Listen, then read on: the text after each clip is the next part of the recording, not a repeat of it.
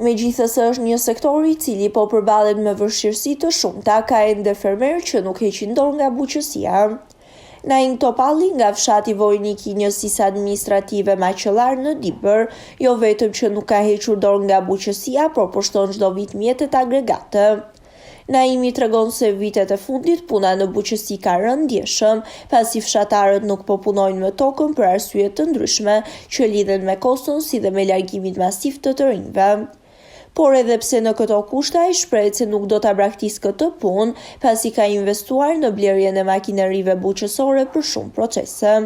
Naim Topalli shprehet se me rikthimin edhe të djalit të tij nga Italia për të jetuar në vendin tonë, dëshiron që t'ia transferojë si zanat në mënyrë që të sigurojë të ardhura ekonomike këtu në vendlindje.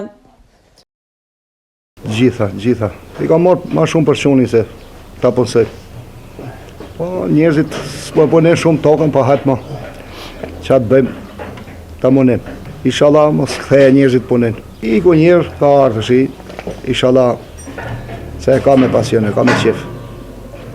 E pasë që ishte edhe në Itali. Po të punesh ka punë, po njerëzit kanë hikë. Po të kthehen, të punen. Edhe shtetit në ndihmon me ujë, se ujë s'kemi edhe. Për ujë dhe ujë të pishëm jemi keq, jo vardis jo.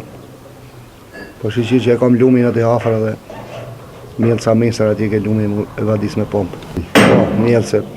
Po edhe po s'punum për tjerë, të kemi për vete, që të bëjmë. Po doli me një, mirë. Po mënë që 13 vite, 13-14 vite që kam fillu. Ka pak, i kemi shtu. Me shpres, të ndihmojmë pak fëmijët, për ta majtë të afër se për t'i ka kollaj. Se na dhim se gjithë ke pasoni. Punimet e pranverës ende nuk kanë nisur, ndërsa Naimi shpreson që këtë vit të ketë më shumë kërkesa për të punuar tokën, jo vetëm në fshatin e tij, por edhe në fshatra të tjerë të Dibrës së Bulqizës.